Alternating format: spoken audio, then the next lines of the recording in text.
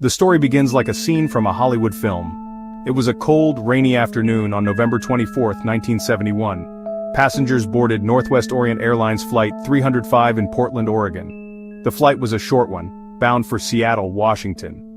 Among the passengers was a man in his mid-40s. He was dressed in a dark business suit. He wore a crisp white shirt. He wore a black necktie. He carried a black attaché case. He purchased his ticket under the name Dan Cooper. He was quiet and unassuming. No one paid him much attention. He ordered a bourbon and soda. The routine hum of the aircraft engine was the only sound of note. Nothing seemed out of the ordinary on this day before Thanksgiving. Shortly after takeoff, this quiet man handed a note to a flight attendant named Florence Schaffner. Many passengers pass notes to flight attendants with a phone number. Many passengers pass notes to flight attendants with a flirtatious comment. Thinking it was just that, she initially slipped the note into her purse without reading it. "Miss, you'd better look at that note," he insisted. "I have a bomb." The words, spoken so calmly, hung in the air, instantly transforming the mundane flight into a high-stakes drama. The note was written in neat, all-capital letters. It was written with a felt-tip pen. The quiet man in the business suit was now in control of the plane and everyone on board. The flight attendant, trying to remain composed, asked to see the bomb. Cooper obliged. He opened his attaché case just enough for her to glimpse red-colored cylinders. A large battery, a tangle of wires. It looked frighteningly real. The pilot was immediately informed. He relayed the hijacker's demands to air traffic control. The demands were precise and audacious. He wanted $200,000 in negotiable American currency. He also demanded 4 parachutes, 2 primary parachutes, 2 reserve parachutes. Upon landing in Seattle, he wanted a fuel truck ready to refuel the plane. He made it clear that any deviation from his instructions would result in the detonation of the bomb. Upon landing at Seattle-Tacoma Airport, the hijacker's plan continued with unnerving precision. The lights inside the cabin were dimmed at his request, a tactic to thwart any potential police snipers on the ground. He had the plane taxied to a remote, brightly lit section of the tarmac, far from the main terminal. The exchange was tense, but smooth. An airline employee brought the cash-filled knapsack aboard the aircraft and the parachutes aboard the aircraft. In return, Cooper allowed all 36 passengers to leave the plane unharmed and 2 of the flight attendants to leave as well. He had kept his word. Only the flight crew and Cooper himself remained on board as the plane was refueled for the next leg. Cooper then outlined the second part of his plan. He instructed the pilot to fly towards Mexico City. However, he specified a very particular set of flight parameters that puzzled the crew. The plane was to fly at a low altitude, no higher than 10,000 feet. The airspeed was to be kept under 200 knots. The landing gear was to remain down, and the wing flaps were to be set at 15 degrees. These were unusual and inefficient flying conditions, but they were also perfect for a parachute jump. He also demanded that the rear air stair of the Boeing 727 be lowered. The pilots protested, explaining that taking off with the aft stair deployed was unsafe. Cooper was insistent. As the plane took off from Seattle and headed south into the dark, stormy night, Cooper was alone in the passenger cabin.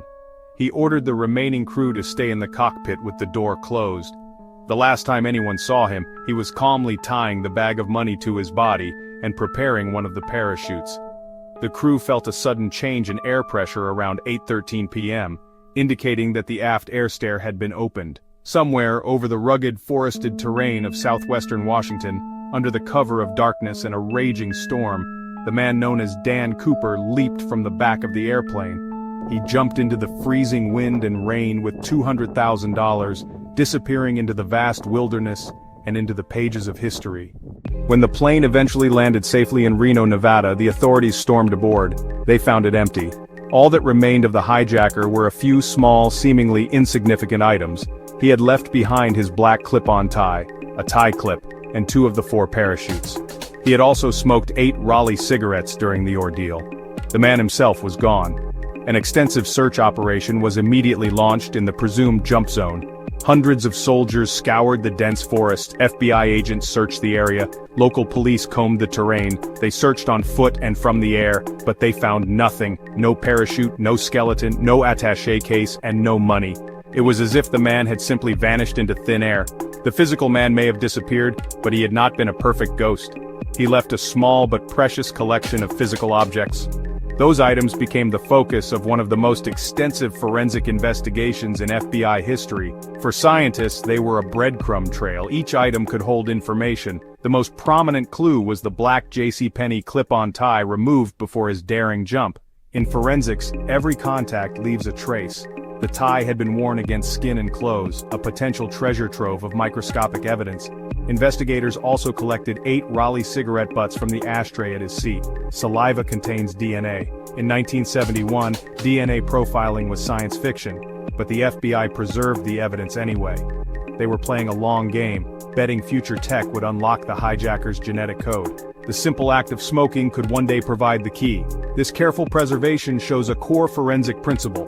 What is unsolvable today may be solvable tomorrow. The evidence was cataloged and stored, waiting. Another critical piece was the ransom money itself. Cooper asked for unmarked bills, but the FBI recorded every serial number. That created a nationwide tripwire. If any of those 20s surfaced, it would point back to the crime. For years they waited for one to appear at a bank, a casino, a corner store. The list was widely distributed, turning tellers and cashiers into detectives. The money was a ticking time bomb of evidence. Finally, the fingerprints. The crime scene was the rear cabin of a Boeing 727. Technicians dusted every surface Cooper might have touched. They processed the seat. They processed the fold-down table. They processed the armrests. They processed the magazine he had read. They lifted several partial fingerprints and palm prints, but fingerprints only help if there's a match to compare. The FBI ran them through vast databases, no match.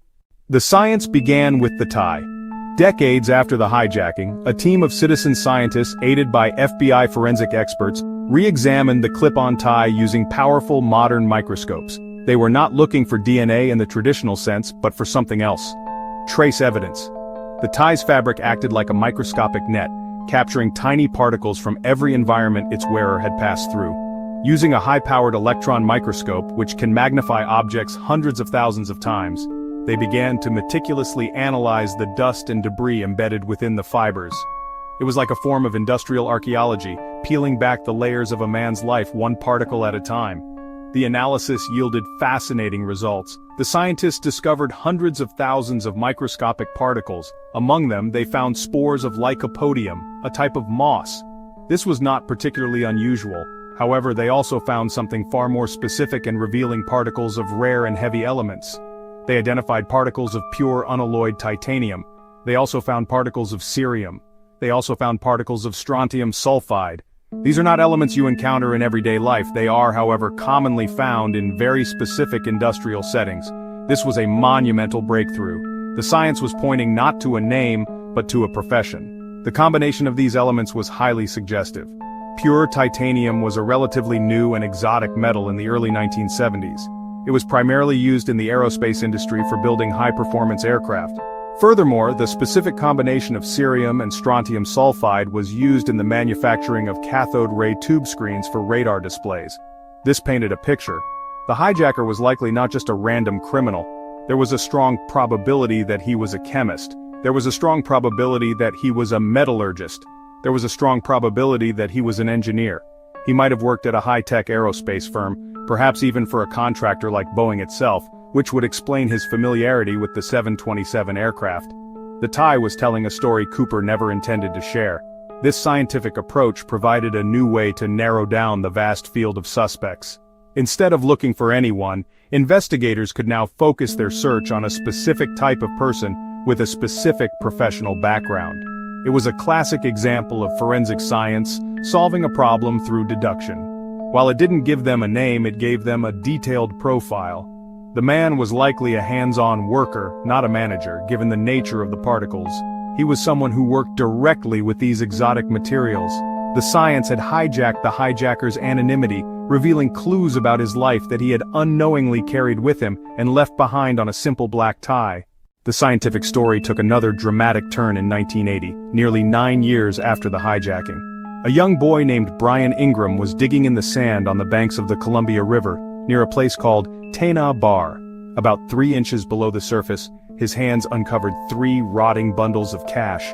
When his family took the money to the police, the FBI was immediately alerted. They checked the serial numbers. It was a match. The boy had found nearly $5,800 of D.B. Cooper's ransom money. The discovery was electrifying. It was the first, and to this day only, piece of physical evidence from the jump ever recovered. It provided a geographic anchor for the investigation. Scientists were called in to analyze how the money got there. Hydrologists who studied the movement of water examined the river's currents.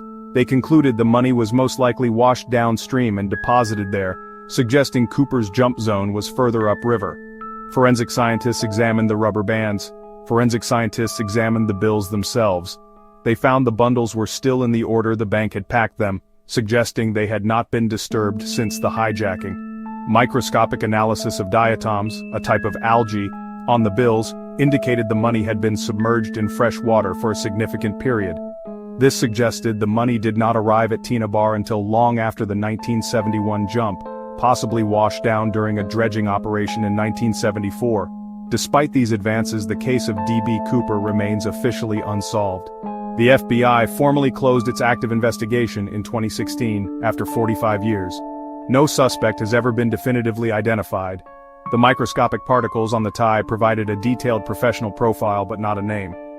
The recovered money confirmed a general location, but not a final fate. The partial fingerprints have never been matched. The DNA carefully preserved from the cigarette butts was eventually tested, but the results were either inconclusive or from a contaminated source, failing to yield a usable profile. Science provided brilliant clues, but it could not provide the final answer.